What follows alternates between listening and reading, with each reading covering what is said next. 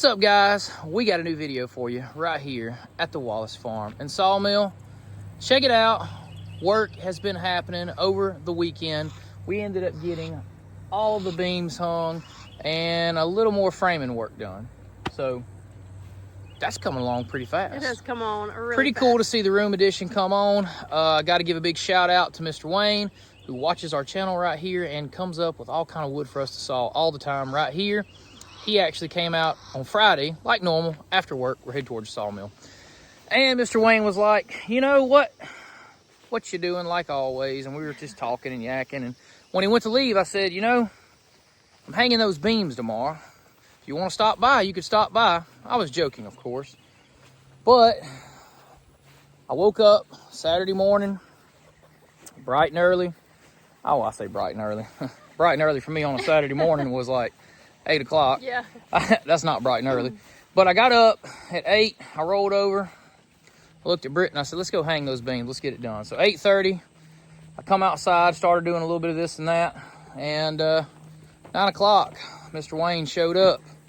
Pulled up in the drive, and I said, what are you doing? He said, you're hanging them beams, ain't you? So anyway, me and Wayne, with the help of Brittany running us some tools back and forth, from his ladder to my ladder, and I was on the tractor, we ended up doing the entire roof. So that was quick. Very glad to see Mr. Wayne. Very happy that I had some help on those beams, setting them and moving them in place, because there was several times that they had to be lifted and pushed and pulled. And Britt's a big help, but size limitations here. She's a little small to push up. I don't know, what, 300-pound beam? Probably so. It's 3.5 inches thick, 12 inches wide, 21 feet long. I'm going to put it somewhere in the neighborhood of 250, 300 pounds. It's a big beam. It was a big beam. But the tractor did all the lifting, but now sometimes you had to slide it one way or the other or push it and pull it. Anyway, we got it done. Very happy with that. Hope you guys like seeing that roof up there. Now, or the joist, the rafters. If it's a single beam, is it a rafter or is it a joist? I don't know. Comment down below. Let us know. Look, I'm not going to be a super technical person. I'm not going to tell you I know every single construction term that is out there, but I get them done, and sometimes I call things like, for example, we call these lathings, like lathing strips across the building. Somebody said purlins. Somebody said something else. Who knows? It doesn't matter. At the end of the day, it holds 10 up.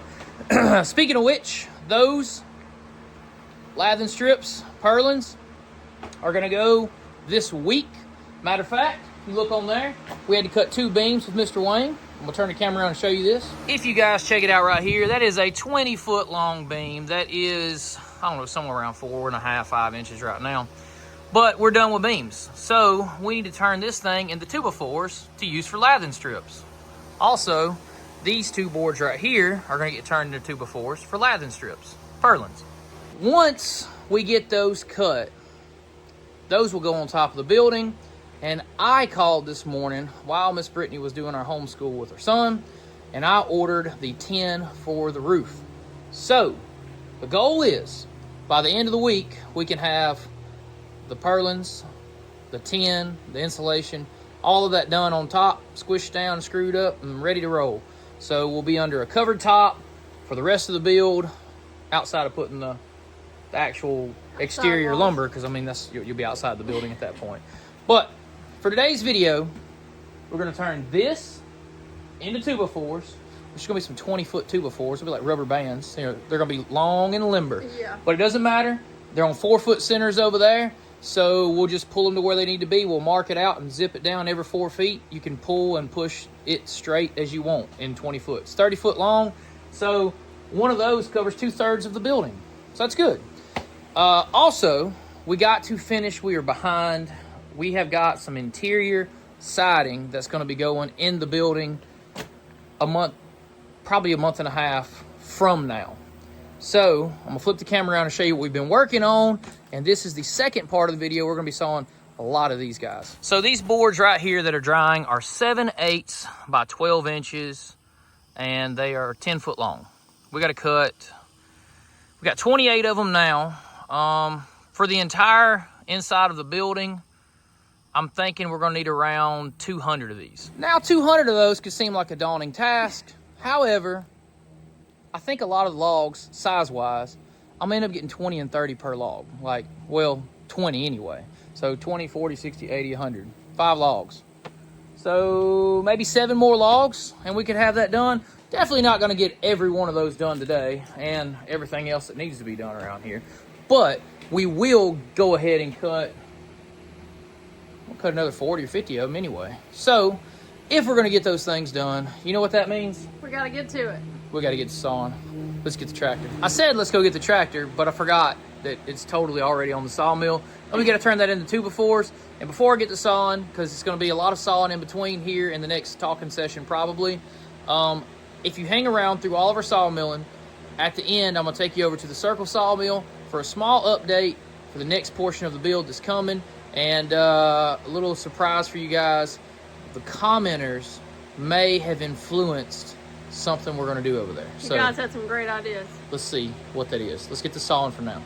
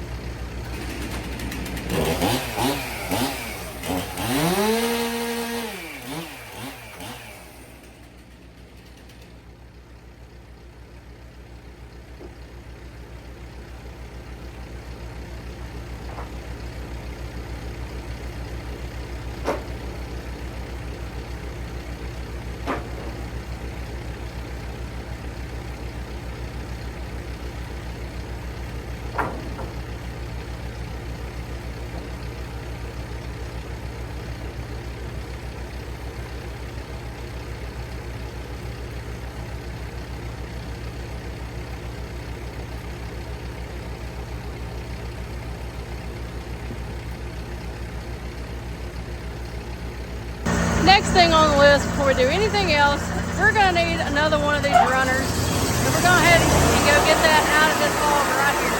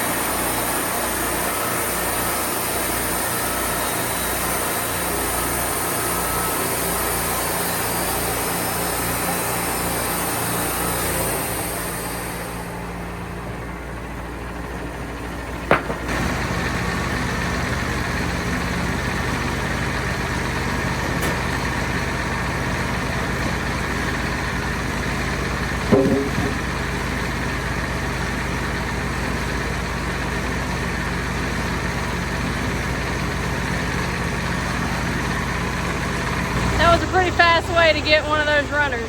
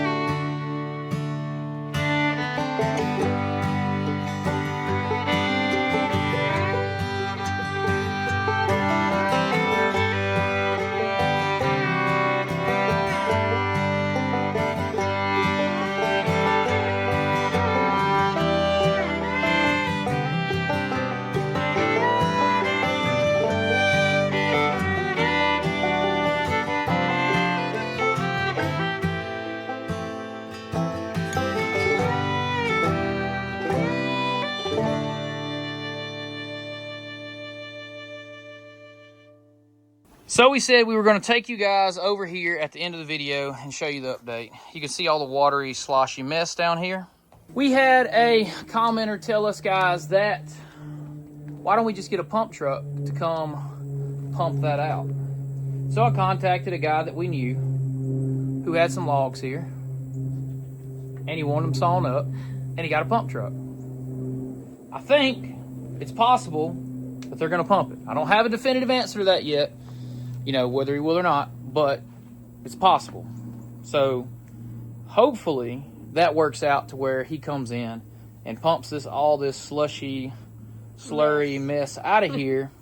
And we'll do a little bit of shovel work, clean it all out good.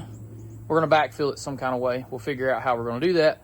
But that was from a comment. 2 commenters actually said that. I can't remember the names of the 2 commenters, but I read that comment twice that, see about getting it pumped out. And that is what we might just do. Thank you for that suggestion. Check out that big old load of wood right there. We're finally getting about, well, it's closing on the halfway point. I kind of refigured probably somewhere around 125 to 140 would be the number I want to get around that amount. So pretty much take this pack times 2. So I need another one of them right here. And there's 63 of them in that pack. So one more of those, and I'll probably have enough to finish the interior. And we got to get those done soon, because the sooner we get them done, the sooner they go to drying. The sooner they go to drying, the sooner they'll become useful for that interior stuff. So probably what we're doing tomorrow is getting a whole nother one of those set and ready for that, because they're 7/8 now. We'll let them dry for a little while, then we'll end up running through a planer, and then we'll end up getting them down to probably 3/4. That's probably the goal. But anyway, that is going to do it for this particular video today, guys. We got a lot of sawmilling done. I actually was pretty happy to show you guys that update we got over the weekend. Got all those beams up. Tomorrow, we're going to work on setting the, I'm blanking on the word, purlins. That's it. Lathins, purlins, whatever, whichever. Remind us again Whatever in the comments. 10 goes on. Remind us again in the comments which one is it, because lathing strips is what I've always called them, but I would call it if it was that on the top or the bottom. People say that they're purlins, but now I'm blanking and thinking that purlins are on the side, not the top. Who knows? I think it's actually on the top. Well, I'm going with purlins. That's my final answer. Lock it in. Anyway, we're going to put those up tomorrow, so we're going to be putting some tin on maybe midweek, maybe towards the end of the week video-wise, because I got to go get the tin, get it up, and all that. So that's going to do it. If you guys enjoyed this video and you want to see more of this process and many other processes around the farm and sawmill, just hit the subscribe button. It's totally free right here on YouTube. We appreciate each and every one of you subscribers that watch all of our videos. That's it for today. So until next time. See ya. Bam.